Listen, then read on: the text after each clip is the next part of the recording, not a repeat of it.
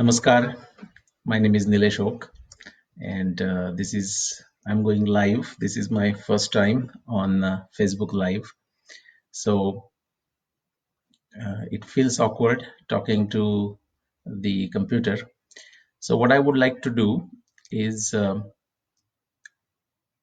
give you a quick summary. What we would like to do, assuming you have questions. The session, I want this to be very much focused on um, Mahabharat or the dating of the Mahabharat, but any other aspects related to Mahabharat are also welcome. I may or may not have an answer to every single question you might have, especially beyond the dating of the Mahabharat. But we can entertain those questions, or at least it will tell us what different questions people have. So I'll give a quick summary on the Mahabharat dating. And those of you who have read my books, you are familiar with it, but it would be a quick summary for you. And yeah, so, I'm getting used to this. So there are these distractions as some of you like the video, but please go ahead and do that. Okay, so that's perfectly fine. I'll get used to this. And okay, I have to close a lot of emails. So namaskar to everyone. I see Samir Pandeji joining, Anitaji joining. So that's great. So want to give you a high level summary in terms of uh, why the dating of the Mahabharata is crucial. Now, Mahabharata is not the only event that we are interested in, but we have to focus on what we can do and where the evidence is available. So, quickly think in terms of the format why, how, and what. So, why bother dating the timing of Mahabharata? One simple reason some people think, not many, especially in academia, they think that the Western academia, but also their lackeys in India, they think that it is simply a story. Now, remember, everyone is entitled to their opinion, and so that's perfectly fine, except the opinion has a limited role in science or a scientific investigation.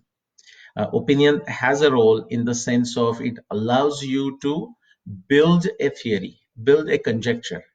But once that is done, then it is all about what is that conjecture, and that conjecture tells you the kind of evidence, the type of evidence that you should go after. And then comes the stage of objectively testing that evidence, bringing that all evidence together to draw a inference. Part of this process is also to note down where the evidence goes against a specific claim. So in this specific case, if you are a researcher like myself, then I have to also, it's my duty, it's my responsibility to document any evidence, any and all evidence that in principle goes against my claim or appears to go against my claim. And that is required for many reasons. It allows myself to improve my theory, improve my claim. It allows others to critique my claim, provide a criticism, rational, logical criticism of my claim. And anything that doesn't match, somebody tends to work on it in the future. It could be myself, it could be other researchers, it could be some researchers 300 years down the road. But it leads to progress. It sets a foundation. So that's the reason. So now that's why do we want to know? Because some people think it's a story. Other people, including myself, I am convinced that it is a history. But in science, there is no proof. So all that we end up with is proposing a scenario like more likely versus less likely. Okay. And the best thing we can always achieve is approximation to the truth. Okay. And what that means is most cases, what we get is approximation to the truth, close enough and good enough.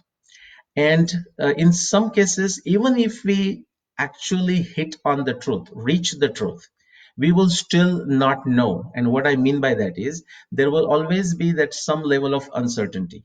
And that's perfectly fine. That's very much acceptable in science. In fact, that little bit of uncertainty is what leads to further progress. Okay. Even if we feel confident about a certain aspect of our research, so in this case, dating of Mahabharata, and I feel very confident about 5561 BCE as the year of Mahabharata war. I have explored many other possibilities which could have been in principle alternate competition, let's say, for 5561 BCE, and I have eliminated those. Doesn't mean uh, there is no possibility that I might have missed something. And so that creates an opportunity for every one of you to explore this further. So nothing is to be taken blindly. And so the objective of my this chat, or that anything that I do, whether I write more books, blogs, give lectures, is really my objective is that no one should take anything blindly, either my claim or anybody else claim, not just for Mahabharata, for anything, not even limited to Indian history, about anything, and then explore to the best of your own capacity. All right. So with that preamble, uh, next one is like how to achieve this. Well, I'm not going to go over my book again. I have my book next to me in case it's required. But I read my own book, and I have most of the things by heart there, so I may not need to go through the book. And then the third one is, how do we know that a certain conclusion appears to be correct or appears to be most likely scenario? We come to know that through multidisciplinary evidence or alternate evidence. Okay, when something fits like a jigsaw puzzle, that everything else that is something new from different disciplines of science, in this case, it starts fitting like a jigsaw puzzle. Doesn't mean that it does not mean that there are no scenarios where some evidence may not exactly fit, and this could be for many different reasons, and that's one of the reasons why we want to discuss this. So with that preamble, what I'm going to ask you, now you will not able to talk to me in this Facebook chat, but you will able to type your question, so in order that I can quickly read the question and able to respond, please make sure that you in the chat window of this live Facebook live, please type your question. Also, if you're watching this, if you would avoid writing me other notes into my message, other message, regular Facebook message, that will be great. Okay, because I see a lot of activities there also. So let me just acknowledge Samirji, thank you for joining. You're not able to respond back like we can do that in a Zoom or what is that other different other platforms like Skype and whatnot. Anita ji, thank you for joining. Bhushan, uh, Chetan, and please forgive me if I don't say your name right as I go down the list. Alok ji, Suhas Kulkarni, Jagannath Das. Okay, so few people have joined. I don't know where to look for the total count. I'm seeing lots of counts in different places. Like in chat, there are many individuals, but I'm not sure if that's the number. In any case, so those of you who have joined, and some of you who I can see here, if you want to post a question, that will be great. Pragati ji, thank you for joining. Another point I should mention, yesterday, me and Ashwini, my wife, we just did a quick practice run, for 2 minutes. And what I noticed is that there is a time lag. What it means is from the time I say something and that actually you get to hear, there is a possible delay of say 10 to 15 seconds. All right, so I will speak slowly, at least I will try. And we are going to jump into the questions, guys. Okay, so I can blabber for as long as you want, but it will be good. Something that those of you who have hopefully, preferably read my book, Those of you who have read my blogs, and there are 500 plus of them, blog articles on my WordPress site, and there are I lost the count now, but there are at least 100 plus different YouTube videos, going from like as short as 2-3 minutes to as long as 90 minutes.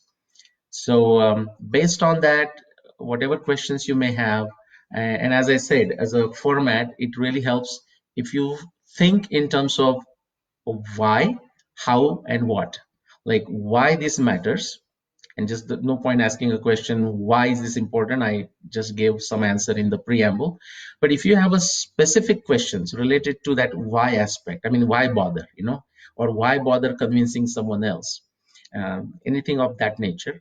Also, the methodology, the theory, the evidence, the objective testing, how I drew the inferences, what you call alternate claims. There are 130 plus different claims. What about them, or what's the difference? And again, my hope is that through this discussion, you take something. Hopefully, it's not simply that you just ask a question, listen to my response, and you say, "Oh, that's great. I didn't know that." Well, that's good too. But my hope is that you take it to the next level. It inspires you to, at a minimum, possibly take like two different claims, or three different claims, and start analyzing them and see what's the difference, why they reach different conclusions. And is there anything, for example, as simple as science, the logical thinking, logical reasoning, is there anything that a tool that you think of that you can use to make a quick comparison between these multiple claims? Okay, I mean, that's how you're going to learn.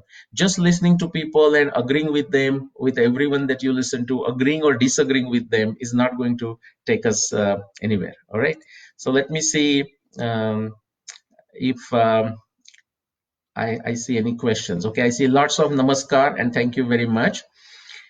If you are listening to this, it's a time that if you listen to my format, what I said is I'll give a preamble for first 5 minutes. It's already now 12 minutes. So I want you to put forward your question.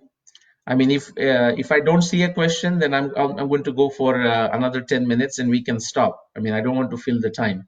My goal is to go for 1 hour, or until the questions are over, whichever comes first. So I see here first comment or question from Amar Aneji. And so let me read that. So I'm going to translate it. Okay, so let me read it.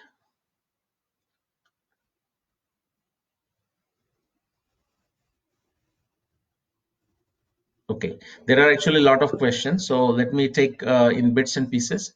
So Mahabharat text, Mahabharat manuscripts, as they are available to us today. I'm taking this first question from Amar Aneji. While you listen to this, please post your questions, and if you can keep the question as short as possible, and preferably just ask one question.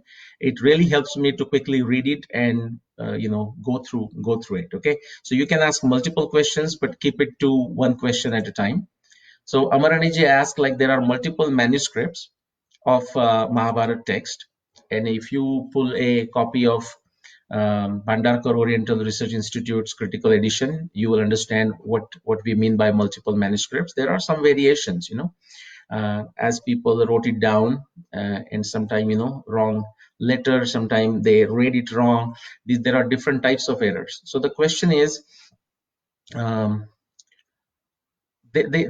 all these manuscripts that are available to us, they appear to be from last 400 500 years. It says from a very recent time. So how do we prove this? Well, okay, there are ways to date a manuscript. I'm not going to go into that. So that's how they do it. It's not relevant, for our purpose. So the next question is, over a period of time, is it possible that the errors have entered these manuscripts? Okay. Um, of course, that's such a well-known thing into all manuscripts. These errors are known as what? Interpolation is just a, people use that as a very ready excuse. All right, somebody asking me to send the link so that where to join the session. I'm not going to send the link, but if someone wants to just share that and write how to do it. Now, I don't know if you can hear it. I'm going to decline this. Somebody now trying to desperately call me. Okay, no, I can't take that call. Okay, trying to understand how to join this. Okay, so yes, there are different types of errors. Interpolation errors, translation errors, transposition errors, transliteration errors, transcription errors. So they are there. In fact, the fact that we know that these errors exist, in spite of that, when we are looking, or at least the way I have done, looked at all the evidence from all the 18 parvas of Mahabharata text, multiple manuscripts. So if there is a variation, I do look at the variation, especially for astronomy evidence, because that's my theory. All astronomy descriptions are actual, visual, factual descriptions of Mahabharata times, right? So if something qualifies as astronomy evidence, I have looked at all the possible variations. And any researcher looking at any of that variation and using it for his or her claim is okay. Prima facie, that's okay. If there is objection, that will pop up. But considering that there are these errors into this 125,000 verses long manuscript or the whole Mahabharata, all the astronomy evidence essentially leads you to one specific year, 5561 BCE, is itself a testimony of how much information is preserved as is. That's not to say that there are no errors. Okay, so Amarji, I'm going to go further. Let's see anything else. Okay, so I think I answered that question. Okay, but let's move on. Okay, Shantanu G. Ghosh. Okay, so he's asking, my question is thus, since your evidence is astronomy based, and the fact that the Earth has a precession of 24,000 years, how do you make sure that the antiquity is 5561 BCE and not 24,000 plus 5561 BCE or multiple precessions period? Okay, so that's a great question. And that question pops up from our generic understanding, and as a generic understanding, it's correct, which is to say that most of the astronomy phenomenon is repetitive in nature, especially the precession of equinoxes. It's kind of like a cycle that goes through, just as a broad range, 22,000 years to 28,000 years. I'm deliberately using that range. Typically, the number we use is 26,000 years, and that's perfectly fine. Within that, so he used the number 24,000. So I'm just saying that the range can be bigger. I will not go into that. The question is, how do we know that 5561 BCE, meaning 7,500 years ago, is the time of Mahabharata? And how do we discount the possibility that it wasn't 5,561 plus 24,000 through another cycle? Great question. Fortunately, what happens is, and since I have looked at only the astronomy evidence, that's what he says. Well, yes, to arrive at 5561 BCE, I indeed use only the astronomy evidence. But then to corroborate that, I have looked at dozen plus different fields. Okay, but we'll not go there. Back to why it is 5561 BCE and why not 5561 BCE plus 24,000 years. The reason is that fortunately there are some astronomy phenomenon. They are not repetitive in nature. Okay, that while good number of phenomenon will repeat, there are some that don't repeat. And fortunately, it so happens, at least in case of Mahabharata, that there is this phenomenon, the well-known or notorious Arundhati Vasishtha observation. You can go back for as long as you like. Okay, as long as you have an ability to test with confidence, you will find that there was only this one period, starting with 11,091 BC, or now more refined 10,248 BC, up to 4636 BCE. There was this time, that is the only time when Arundhati walked ahead of Vasishtha. That is what Mahabharata text says, that that was the case at the time of Mahabharata war, and therefore only whatever the year of the Mahabharata war, assuming that evidence we can trust, then it will fall into this 5,000 year period. Okay, so that's the answer. Therefore, there are no multiple possibilities for the Mahabharata. If you guys like this type of Facebook live, and if we decide to do it in future, then we may do this something similar for Ramayan. And Shantanuji, if you are there, or those others who may ask the same question in the Ramayan, and it has a slightly different answer. I don't want to go into that answer today, but I will give that answer.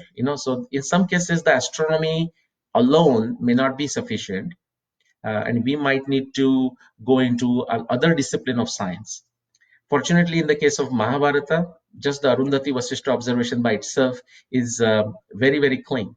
But of course, I mean, there is, if you go to other disciplines of science, for example, like oceanography and hydrology and geology and genetics and whatnot, then yes, then, all that evidence will also put a upper bound and tell us that it cannot be another round 5561 BC plus 24,000 years going backwards. It has to be within that 7,500 years. Okay, all right, let me see if there is a next question. All right, Suhas Kulkarni is asking, व्यासलिखित Mahabharat प्रत उपलब्ध असण्याची शक्यता किती? Okay, in statistics there is never a 0 and never a 100, so I would say 0.00000000001%.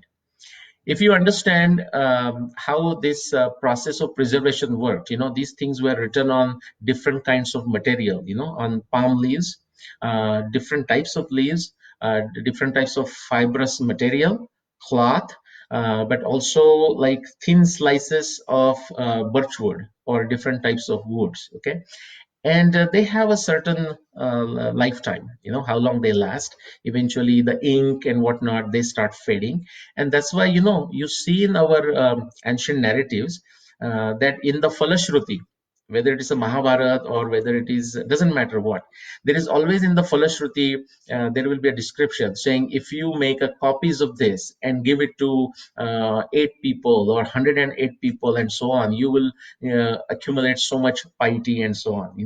So that's like a just a cake to finish your meal, so to say. It was given so that people felt encouraged to do this. People either directly understood the importance of preserving, or if not, why it should be done. And that is because the material that they used was not going to last long. As much as we think we have made a lot of technology progress, you will find the material on the paper, like old books, they suddenly start losing stuff. And even our hard disk, they get corrupt, they get corrupted. So there has to be this process of copying in an effective fashion. So the answer is very low, practically non-existent.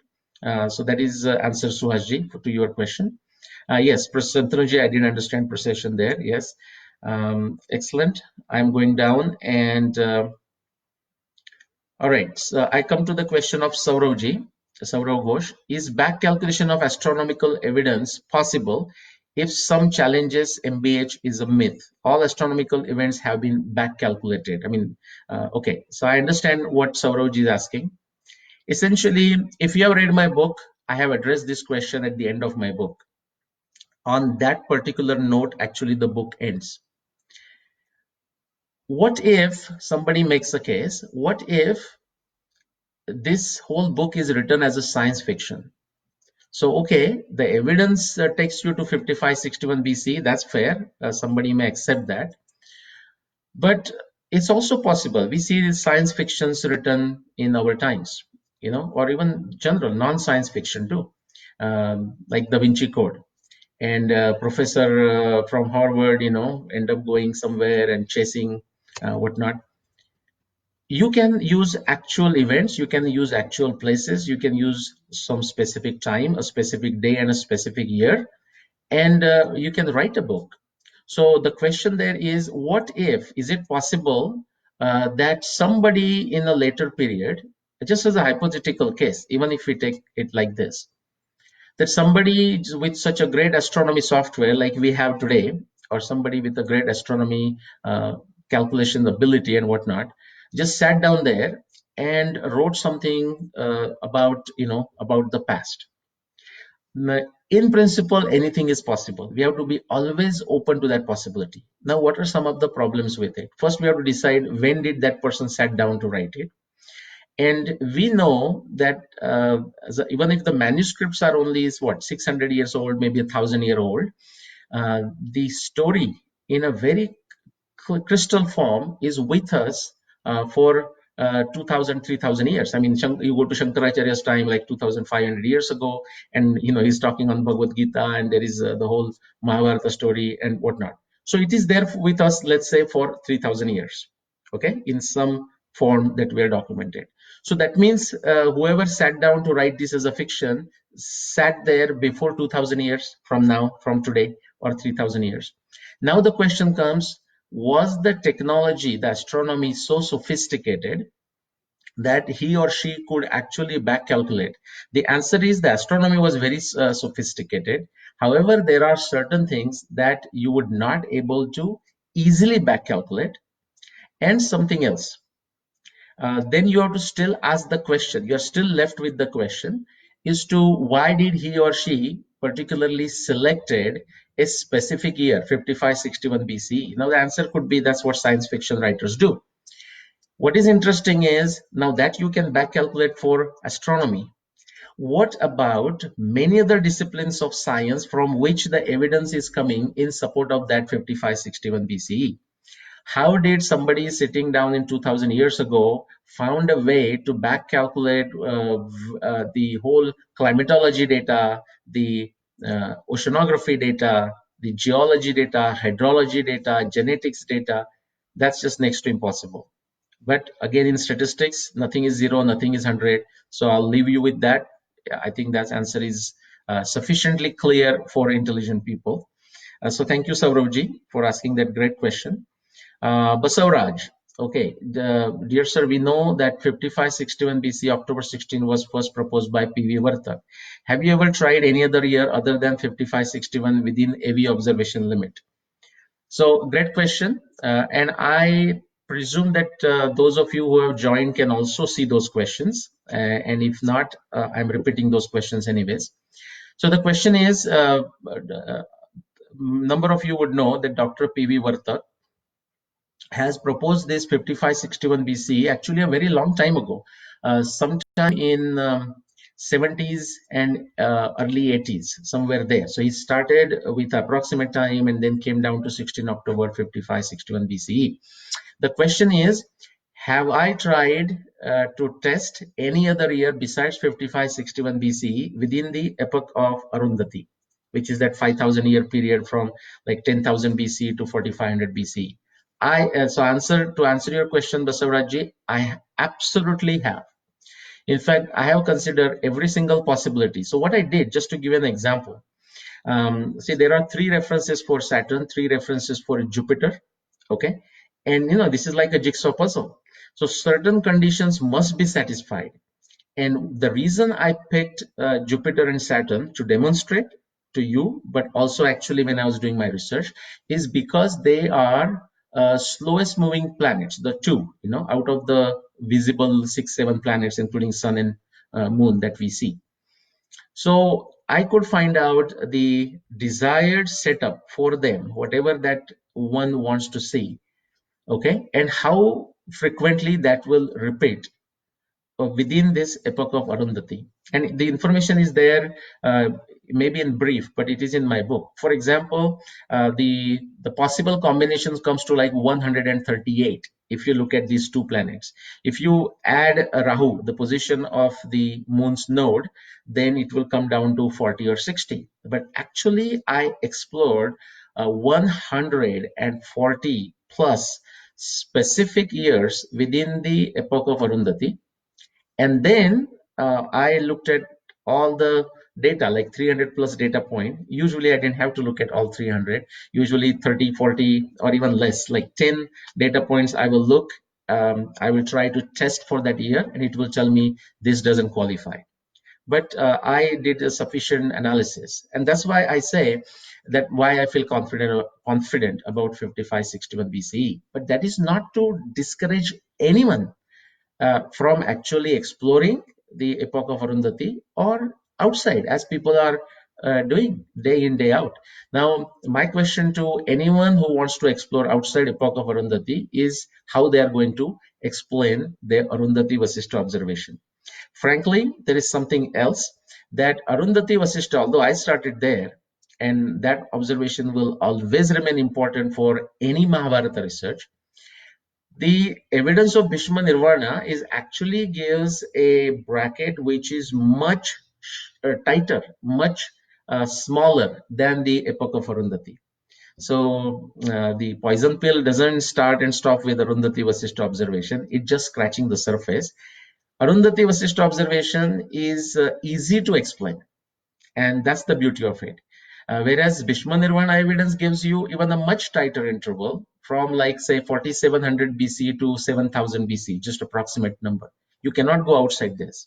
Okay, so I have tested these 138 possibilities for the whole epoch of Arundhati. Then I tested other multiple possibilities within the Bhishma Nirvana and so on. Okay, so yes, so that's the answer, Basavarajji, bit longer one. Abhishek Anandji, let's go.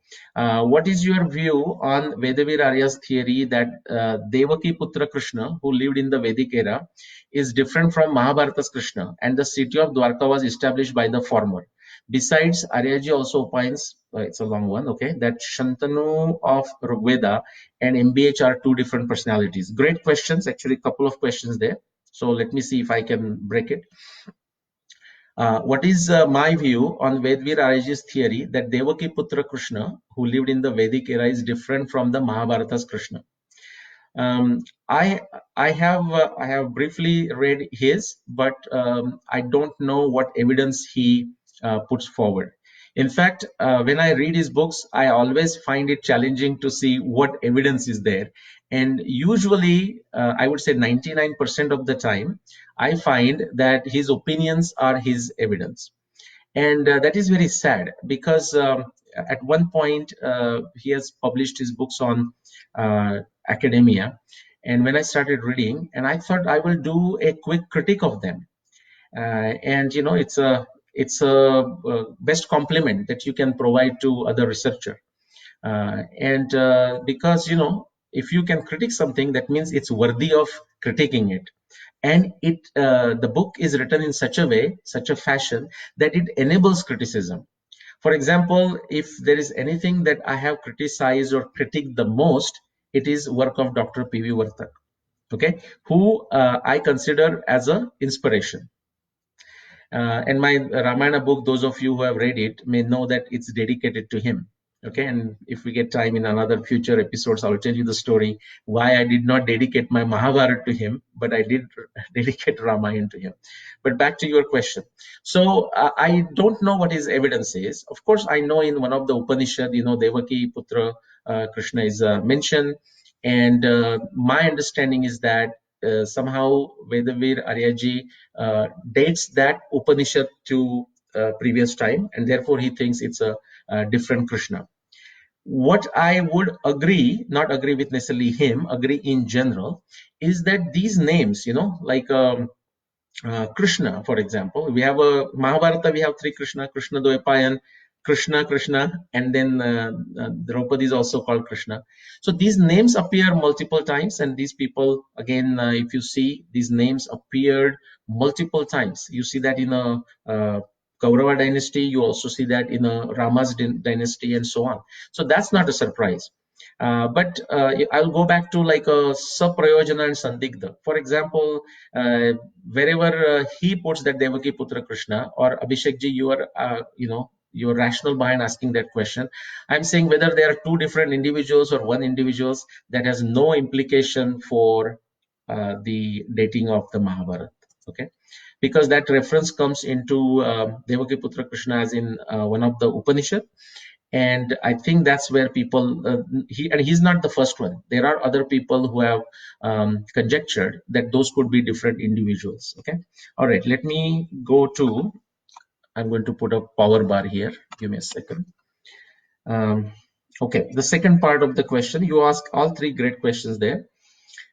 Okay, and the city of Dwarka was established by the former. Now, it depends on which evidence you look at. Okay, so for example, city of Dwarka was actually known as Kushasthali. The place was a Kushasthali.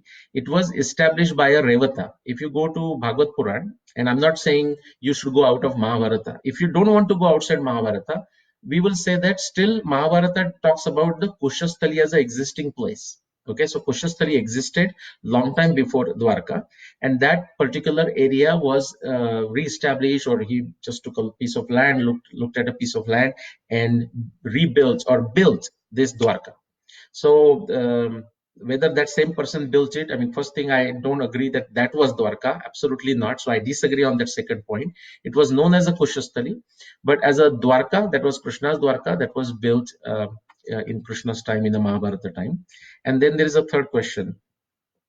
Besides Arya ji, also opines that Shantanu of Rigveda and Mahabharata are two different personalities.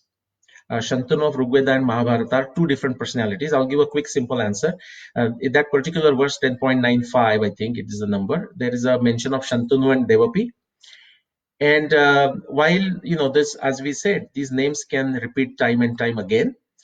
In this case, just I'll give you as my assertion that I do not agree with that. The Shantanu of Rigveda 10.95, Shantanu Devapi, no, they are, to me, as I understand it, based on my research work, that they are the same individuals which are the personalities in Mahabharata, which is Shantanu being the father of Bhishma.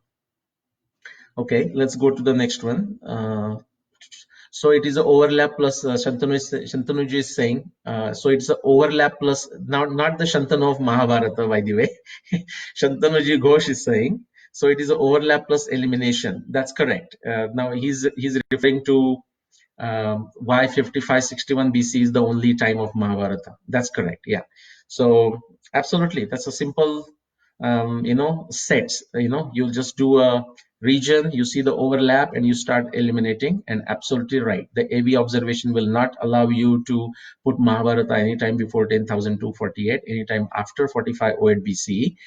And especially if you go to evidence from other disciplines of science, then it just supports it further. All right, let's see. Sri Vatsaji Bhatt, okay, in the West, he's asking the question, only what's written down is considered for evidence. How do we agree on the pramanas in our case, mainly transmitted as Shruti? Written down is only 400, 500 years old. Okay, bit a heavy question. Heavy meaning it's not formulated that well, and it's not a criticism of you, Sri Vatsaji. First thing, the assumption itself is wrong. Okay, in the West, only what's written down is considered for evidence. Now that's such a loaded statement. If you go before, say, Darwin, and only in the so-called religious area, where they had nothing, for most part. There were some exceptions, but for most part, they had nothing but basically what was written. So for example, Bible, Old Testament, New Testament, Greek literature, that's all they had. But it's not correct to say that in the West only written down is considered the evidence, especially with the whole European Renaissance. They have very much embraced the methods of pratyaksha. Unless show me the money, unless you can show with the proof, they will not accept it. In fact, not to convince them, because that was the basic darshana system, India's darshana system, pratyaksha, anumana, upamana, shabda pramanani, and many other pramanas. And therefore, it is east or west. I mean, let's even take away that dichotomy. When we are trying to prove, we are not trying to prove it to somebody. In fact, the objective is Atmadnyan, to know about yourself, know the truth, yourself or out there. So you need that pratyaksha is very much required. So in fact, after the the Western European Renaissance, or science development, they are brutally, I mean, the whole approach is brutally for a pratyaksha. So your assumption is not correct. Okay. Then mainly transmitted as Shruti. Well, okay. And so now you're saying, what is it? In our case, mainly transmitted as Shruti. Okay. So if we have a Shruti as a transmitted knowledge, that is a Shabda. Okay. That somebody wrote something. We should never take that as a proof, although that is a good starting point. And then we should find a way to objectively test it. That's why I spent 15 years on a simple one verse. Okay. Otherwise, if you have to blindly just read something and accept it, uh, say whether it is some statement in Puranas or statement in Mahabharata or epigraph or somebody my grandfather told me, then then I wouldn't have wasted my time. I should have done something different. Okay. Hopefully it answers that question. If not, we'll always take it next time. Okay, Suhas Kulkarni is asking the oldest handwritten stuff. How old is that? Again, I would say loaded question. I don't know if it was related to Mahabharata, but even if it was related to Mahabharata, I wouldn't know answer. I know there are texts that go back to definitely like 500 years. If you go back 500 years, you find a lot of texts that are from that time. And it's like the curve, that exponential curve that goes down as you go back every 500 years. Anything that you find that's written and preserved simply goes down. But definitely 500 years we find a lot, not just Mahabharata, on everything. But if you go back, it goes down. Okay.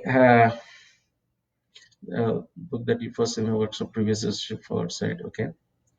Have you, so Basavraj is asking, have you ever tried any other year within AV observation limit? Okay, I have tried hundreds. And my answer is I tried 100 plus. 138, the number I said, is what I tried within the epoch of Arundhati, AV observation limit. Of course, I tried many others outside too, especially while evaluating, doing the Purva Paksha of the claims of other researchers. Okay, and there are some 100 plus other researchers. Many of these other researchers are simply like what you call copying in the sense just repeating somebody else's number. Okay, and there are many other questions, so I want to go down there first, but I may come back, and if I have time I will comment on it, if not today, in another session.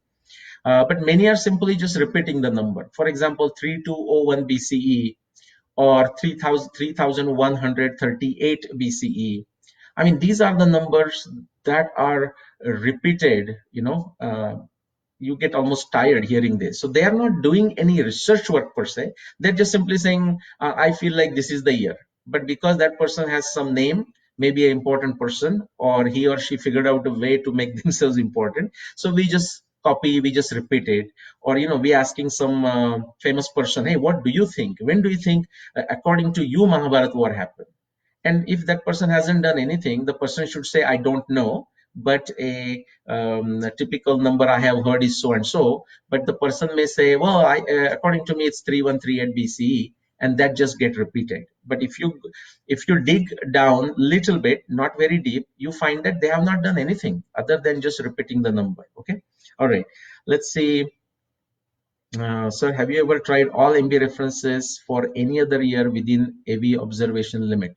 Yeah, so Basaraj, the quick answer to that question is, if I have tried all Mahabharata references for any other year within AV observation limit, the answer is yes. I have done that 130 different times. The point is, when you find a series of references that they simply do not match, uh, you don't have to test it. So for example, with what we know about where Niagara Fall is, and I mean, if we have this information very well, there is no point me searching for it multiple times in India. It's not going to be there. So we have to use some knowledge, the existing knowledge, to do it, and it's always open to everyone. But just to answer your question, yes, I have tested all the evidence for all alternate dates within AV observation, and absolutely positively no other year matches. Having said that, I am saying, you don't have nobody has to take my word for it. I encourage everyone to actually try it, and there is a lot more learning that can happen if you do it. So I'm really encouraging you to do it. Okay, all right. Let's go to the next question. Akshay Koleji, all the data is corroborative in nature and back calculation should not work. Okay, so he's making a comment. Fine, and that's great comment. Please, if you can avoid commenting, that's good, because then I get to understand whatever I see is only question. Okay, is it necessary? Akshayji is asking, is it necessary that 5561 BCE be corroborated by Harivamsha genealogies? We can turn that question into a generic question and ask the question: is the claim based on a set of evidence, in this case astronomy or any other, from the Mahabharata text, internal to Mahabharata text? Does it need to be corroborated by Harivamsha or any other Puranas or epigraph or any other, say, traveler records, of Megasthenes and Pliny and Strabo and whatnot? The answer is, if we can corroborate, that's wow. I mean, that's our desired objective. But will they be corroborated every time? Well, we don't know. I mean, whether they will corroborate every time.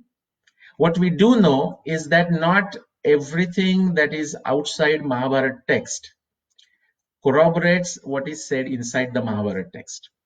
Okay, and so that's just the answer.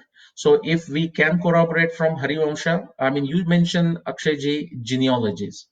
Um, I will not go into the detail because that's a huge subject.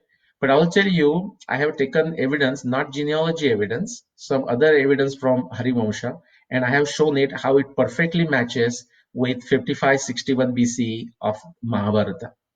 Okay, let's go to the next one.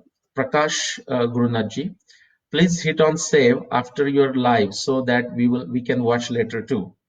Okay, my assumption is that after this is over, I save it somewhere. Okay, hopefully I figure this out so that we don't lose this. Okay, Samir Barveji, if other software simulation tools other than Voyager show different sky projections, how do we find out whether Voyager is right or some other tool is right? For example, Stellarium doesn't show comet, certain blah blah blah. Okay, how to proceed in this case? Okay, what Samirji is referring to, this is not related to Mahabharata. This is refers to one commentary evidence from Ramayana. But the question is somewhat relevant. I'm going to give a short answer. So if Voyager shows something, but other software does not show the same thing, especially comets, and that has been a problem, how do we deal with this? How do we proceed with this? Okay, I mean, that's a very interesting and a very genuine question. I would say, so Comet, okay, report, write down, select 5 software, for example, write those down and try to see what you find for those. Can you repeat those results? What, say, I have found using Voyager, or some other person has found or claiming something using other software. Just make a comparative chart. And then the question to ask is not a question about Mahabharata or Ramayana anymore. It is a question about the astronomy software itself, is as to why one software shows something that other software does not show or shows at a different time. Uh, See, I mean, it's a kind of a rocket science, right? This is truly a rocket science. What you have in the background are a series of polynomials, right? 400 thousands of polynomials actually that are there in the background for the orbital period, taking other things into account and so on. So that becomes a wonderful what I will call a gauge RNR study. Okay, the accuracy of a software, the repeatability and reproducibility and linearity and stability of a astronomy software or between astronomy softwares. But then that's a very genuine issue to explore, but that has nothing to do with the Mahabharata or Ramayana. That one should deal with that first and then come to Mahabharata Ramayana. Or just when you report your results, you show, okay, using this one software, this is what I find. And for this specific issue, those people who may be aware, what you'll find is, for example, if you take Stellarium, and I don't want to go into details, but I am already going into details. You will find that maybe for whatever the date you wanted to show or just shows up, the stellarium would fail you on rest of the evidence from Mahabharata or Ramayana. So, Samirji, that is your answer. Uh, this is not, this is a gauge R&R issue. And so somebody should randomly select 10, 15 different astronomy software. Make sure that you include some of the common ones like Voyager, Skygazer, Stellarium, and whatnot, and take randomly selected 20 pieces of evidence and see how each of this software performs on projecting those. Okay, just repeating. Say, for example, like taking my book and going one experiment after another, like 75 plus experiments, 300 plus pieces of astronomy evidence, and see which software shows what. Okay, so that's what needs to be done. In my Six Sigma lean world, I would call that gauge R&R in the industrial setting. All right, let's go to the next one, Deepak Kulkarni ji. Let's see, and I'm going to give a short answers now because I may have like 10 minutes more. Okay, so on behalf of Pradeep Deshpande ji, my question to Nilesh Oak, you have zeroed in on 5561 BCE for Mahabharat War, 12,209 for Ram Ravan. Have you zeroed in on any other event to an year in between this interval of 12,209 and 5561 BCE? The quick answer is yes. Something very close to this. One event is the birth of Krishna. The birth year of Krishna, 5626 BCE. 5626 BCE for Krishna, which does fall, technically does fall between these two. Also, not any other specific event in a sense of historical event, but something that is well captured in Indian astronomy, something known as Rohini Shakata Bhed. And it's a huge subject by itself, but I will also tell you that I have zeroed in on very specific years for Rohini Shakata Bhed. I'll just leave it at that, okay, between these two dates. Ameya Modakji, can you please talk on any genetic evidence pointing to Mahabharat period? Just for the sake of timing, I'm going to skip that question by suggesting that I have this recently. I was in India in the month of December and in January and part of February. I gave close to 25 plus lectures, and not in all lectures, but there are few lectures that I gave on the antiquity of Indian civilization, some lectures on Mahabharata dating, Ramayana dating, and I have discussed the genetic evidence into those presentations. So I would encourage you to go and do that. But if you find this interesting, we can do another session. Maybe we can reduce the scope. I wasn't sure what to expect with this, my first session. So we can reduce the scope and we can discuss that also. So thank you, Ameji, for suggesting it. And if you can also do this, all of you who are listening to this, if you can, assuming you like this, if you can suggest the topics that you may want me to discuss, you can type those in the comments and we can do that in future sessions. Okay. All right. Okay. Ritvik Subramania ji asking a question. Namaste, sir. How did you publish books in India? Thank you very much. Okay. So quick 1 minute marketing spill. But before even I go into the marketing thing, let me tell you that what Ritvik and I are doing in terms of getting these books out in paperback, or not paperback necessarily, but on paper, out to everyone in India at an affordable price. I want you to understand, whether in India or even here through Amazon, it's a non-profit venture. And the goal is to keep this sustainable so that there is money to print the books, money to manage this thing, so that the book is readily available, the books are readily available. And the idea is to also ensure that all the schools, colleges, universities, they all have their libraries have these books. So those of you who want to help us, You can come forward, getting a permission from these schools, colleges, libraries, university libraries, and also sponsoring those, the sponsoring the sets and actually making sure that those books go there and they get cataloged and they are on the bookshelves, of these libraries. So to answer the question, how did we publish? Well, if Rutvik could speak, he could have told the story. In fact, if you go to YouTube and you type Subbu Publications and say Subbu Publications and Nilesh Oak or something, because I have uploaded that video, you will see a quick 5-minute summary how this whole thing started. In effect, but this is a wonderful story. Uh, Now he has to help me, but it was, I think, 2 years ago. I think so, October or so.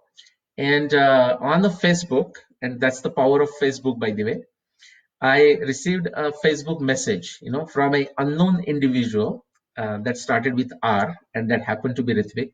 And he said, "Sir, I would like to publish your books in India. People who want to buy, just like himself, from India, but ordering it through Amazon, and the books were printed. They are still being printed here, and then getting shipped to India. It was coming out a very costly affair. Okay, so like approximately say the price $15 times exchange rate, and that was coming out to be extremely costly affair. So he says he wants to make it available at a price that people can afford. Can he do it? And I said, you absolutely you can, and then he will tell the story better, but since he cannot. So then immediately I sent him a copy of PDF and I said, tell me what you want. So he said PDF copy, Word copy, and PowerPoint slides or something like this, which I did. This was sometime in October, and I may be a little bit off on the timeline, so forgive me. And within a month or so, he had this Mahabharata book Indian edition out by first week of December of that year, and this is 2 years ago approximately. And then he did the same thing within a month's time for Ramayana and another 2 weeks for Mahabharata, sorry, the Bhishma.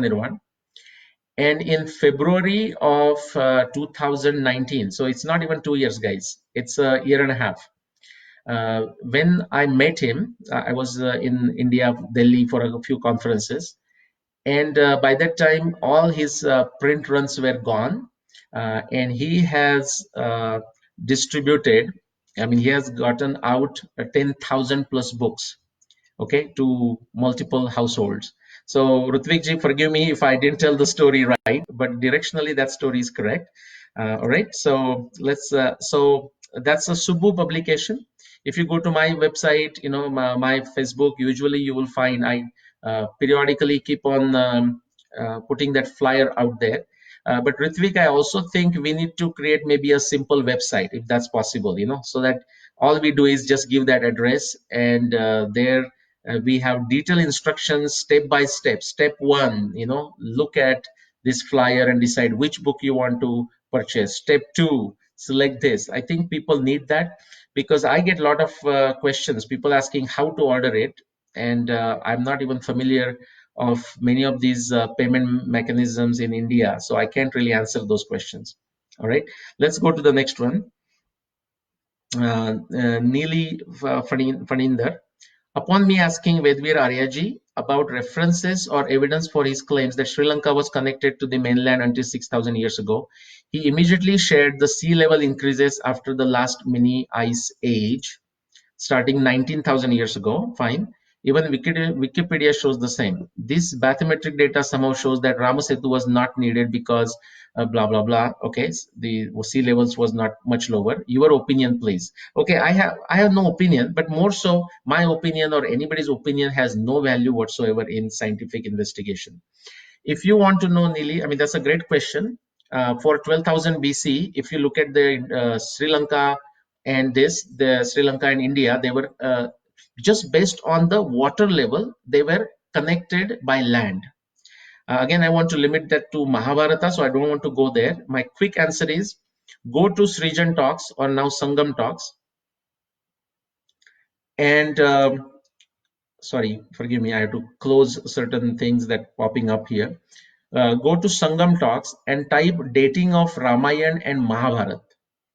Okay, this is a talk from 2017 sometime. And in that, go around 1 hour 43 minutes. And how can I say this right down to the minute? Because this is such a frequently asked question.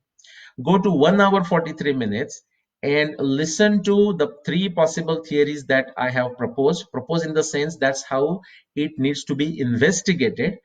Assuming, now pay attention, assuming if we consider Sri Lanka as a Lanka of a Ravana, Lanka of a Ramayana, there is much more evidence that is popping up, much more enough reason for us, me, but I'll also mention Mrs. Bhatti, Mrs. Rupa Bhattiji, who is also working on it, and there are a few other researchers who are working on it, that I don't know how long it will take or if we will ever find the answer.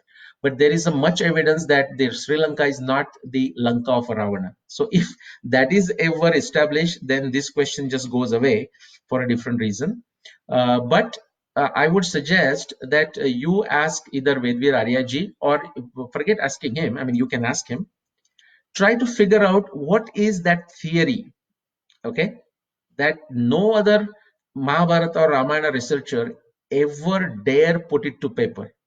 So based on this bathymetric data or oceanography data, what is that theory? What is the statement of a theory that is allowing to include this data and propose a specific time frame for Ramayana, such as say after 6000 BC? So Niliji, that is a Niligaru, that is a request to you. Either propose a theory yourself, write a statement, or you can ask that question to Vedvir Aryaji. Okay, and then we can discuss this further. All right, I'm right at my 1 hour. What I'm going to do is, okay, Amarji, I'm going to skip you for now. I'll take a question from one of my Guruji. Okay, it's Professor Ben Konsinski, and thank you for joining. I call myself a proud SOB, and SOB stands for people's minds, a very different word. Here at Emory, where I did my executive MBA, the SOB stands for Student of Ben. Okay, so let me read his question. Are there alignment and records in cross-contemporary cultural records, East or West? Thanks. So this is asking the question with respect to Mahabharata time, which is 6 millennium BCE. And Ben, I'm happy to tell you, actually, these records are very sporadic, but they actually exist. And not necessarily for exactly that 6 millennium BCE. Some of the records go after 6 millennium BC, some of the records go before 6 millennium BC, like Turkey, for example.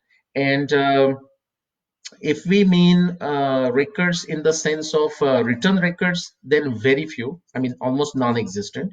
But if we look for records in the sense of evidence that will also corroborate what was happening in Mahabharata times, India times, in terms of hydrology, oceanography, climatology, hydrology, geology, etc. Actually, you find a lot of evidence that is spread all around the world. So, for example, the flooding and destruction of Dwarka, based on my research, took place in 5525 BCE. And what I have found is that oceanography evidence supporting that specific year is found as close to the east coast of United States in the Caribbean area, like Barbados and 7 different locations in the Caribbean.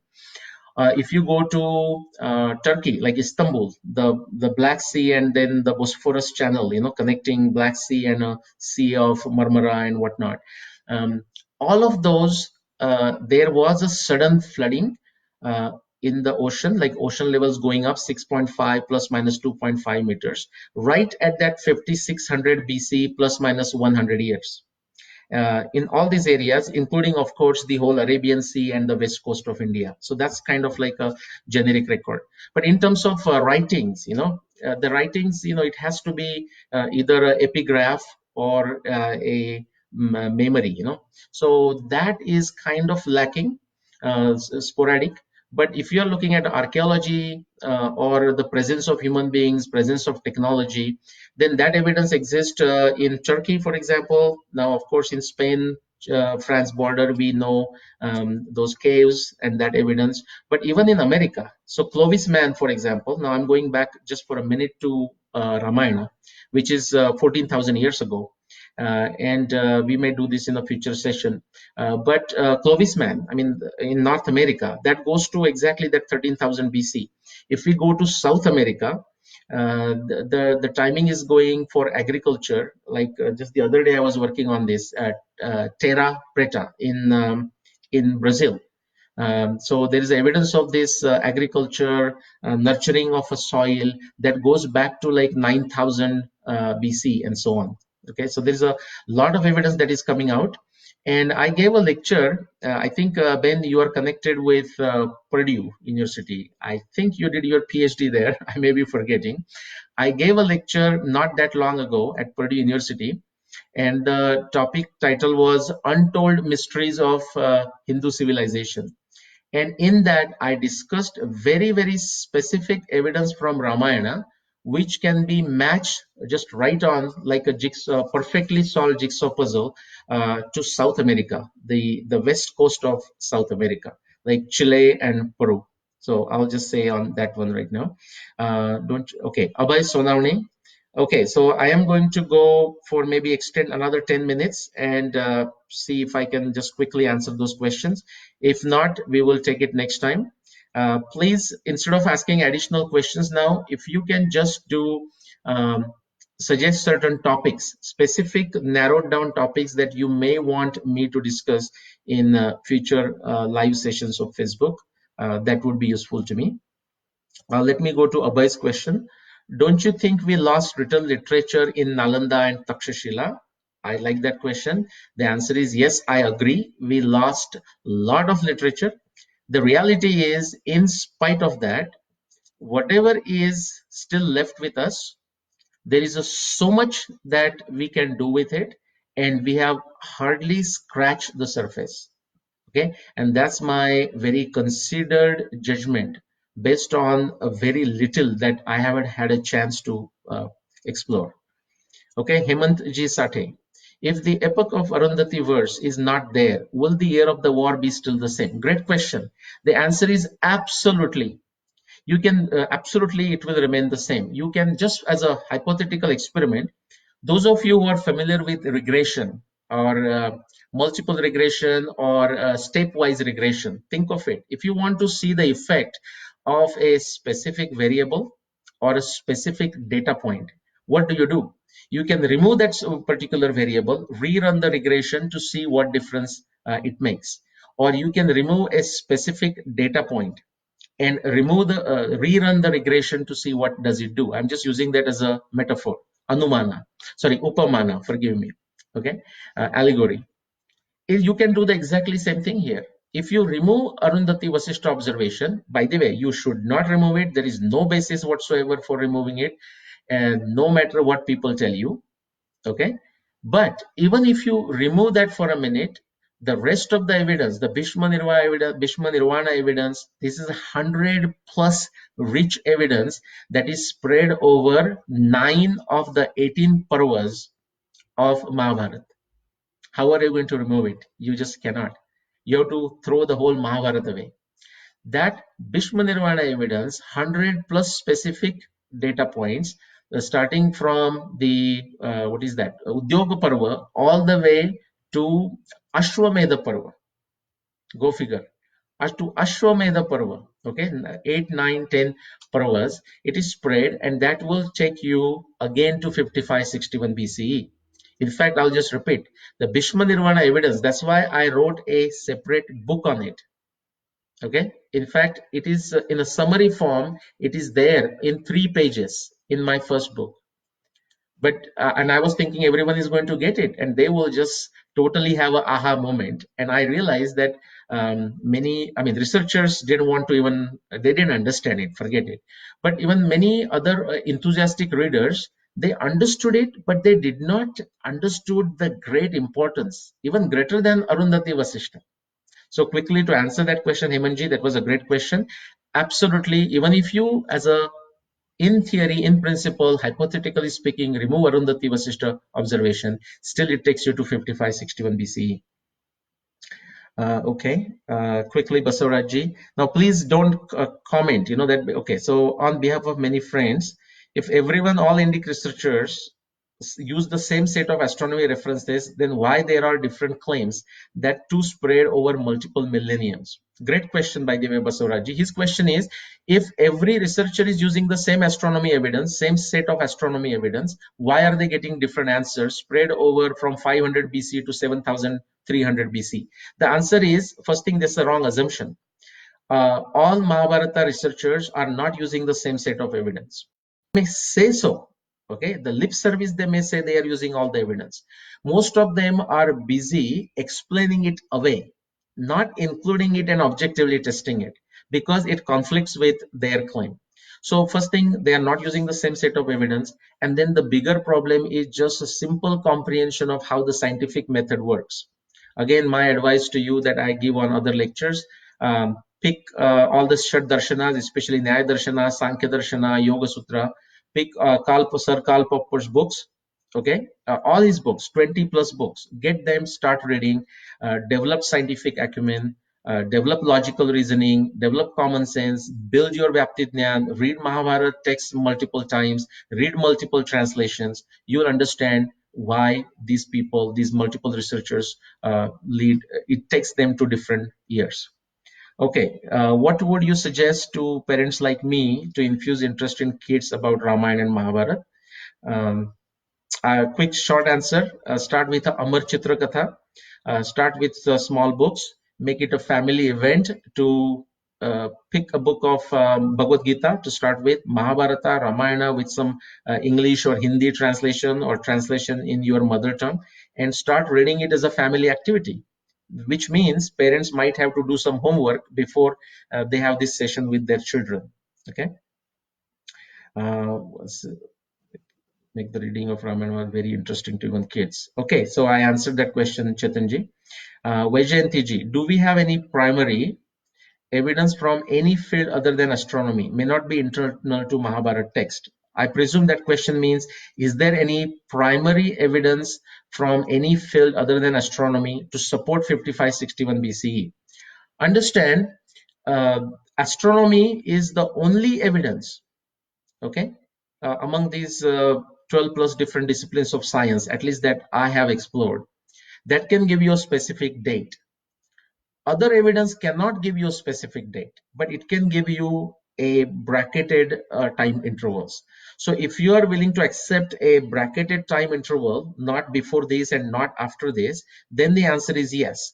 You actually get evidence from multiple fields: hydrology, geology, geophysics, geochemistry, or you can combine this as a geology, oceanography, climatology, genetics, physical anthropology, genealogies. I'm not going to go in details. I'll ask you to go to my blogs, genealogies, on and on and on.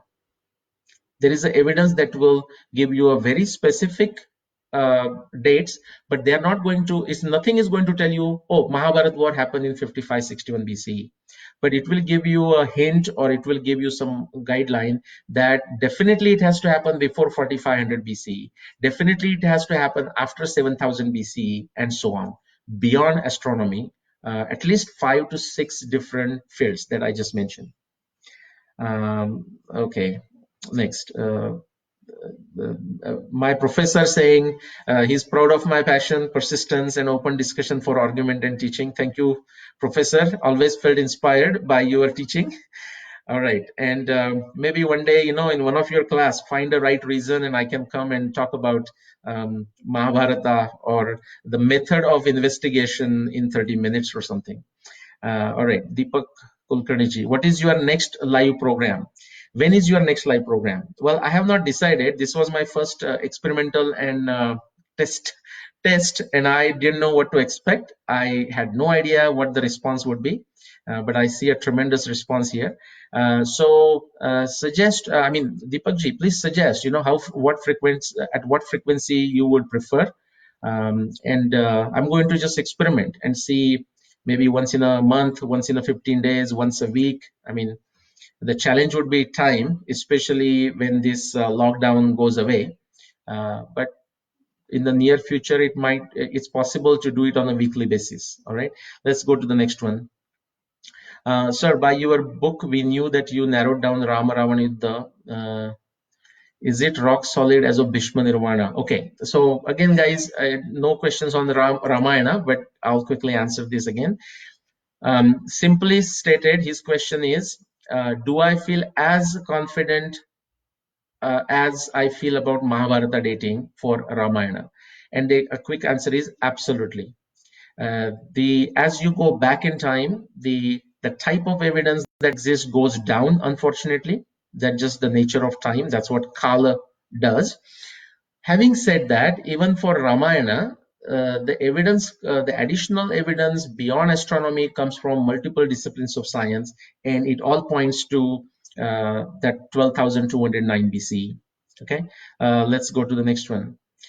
In future session, can we know about the dating of generations after King Parikshit, and if this can be in any way help? Yeah, genealogy, we can address that issue. The answer is it will not tell us, but it will tell you what are the limitations of genealogy, why genealogy evidence is useful for relative chronology, why it is absolutely useless for precise chronology or absolute chronology. That we can discuss, okay? Because that's the answer. I mean, you cannot take certain evidence and try to expect more out of it than what the evidence is capable of, okay? So we'll discuss genealogy. If I'm allowed to ask, let me just go down and see how many questions. Okay, good. Okay, 2-3 questions and we'll stop. Okay, don't put any more questions, please. I'm already gone like 18 minutes over. Okay, Abhishek Ji asking if I'm allowed to ask another question. According to one of your blog posts, Krishna was around 80 years old during the Mahabharata war. Bhishma must be 140 years old. Isn't that too old for someone to be fighting a war? Okay, no matter what you do, what calculations you do, okay, based on the evidence that we have, Bhishma does come out to be around 140 years. Okay, you cannot run away from it. And Krishna, I don't know where that it is, I might have said that Krishna was around 65 years old at the time of Mahabharata war. Somebody may say that is also old. That's a fact, guys. How did they fight? And still how Bhishma could be so powerful. I mean, a revolutionary theory, a revolutionary claim doesn't solve all the problems. In fact, it leads to problems of higher complexity. By the way, irrespective of the year of the Mahabharata war, these problems are still there. But somebody else has to come in and try to address those problems. Okay, if you are expecting, I mean, Abhishek, you are not asking me to do it, but yes, that's there. I mean, if you think that's a problem, and I would agree with you, I mean, based on our current understanding, we think if you're fighting a war, it's more like a 30, 40, 50 or so on. But we don't know exactly how they fought the war and so on. In short, take this yourself or anyone else listening to this or who will listen to it as a very exciting problem to work on. Okay, be ready to spend at least 15, 20 years with no guarantee of success. Lot of reading that you will have to do, lot of research into human anatomy and biology and what people did in the past, and so on and so forth. So great problem. A revolutionary theory leads to problems of higher complexity. Okay, worthy problems. All right, and let's see. Topic suggestion, fine. I'll read through that. And great conversation every weekend. All right, all questions are done. My apologies for keeping you 20 minutes over, but hopefully you enjoyed it, and I enjoyed it too. Feel free to write any comments you may have through my Facebook message, okay, or to this chat. I don't know if you get to add comments after this. All right, thank you everyone, and I will go through this. We'll see how the success looks like of doing this Facebook live chat, and depending on that and my availability, I will schedule another one. Okay, thank you everyone, and with that I'm going to end the video. Let's see. You'll be able to choose if you want to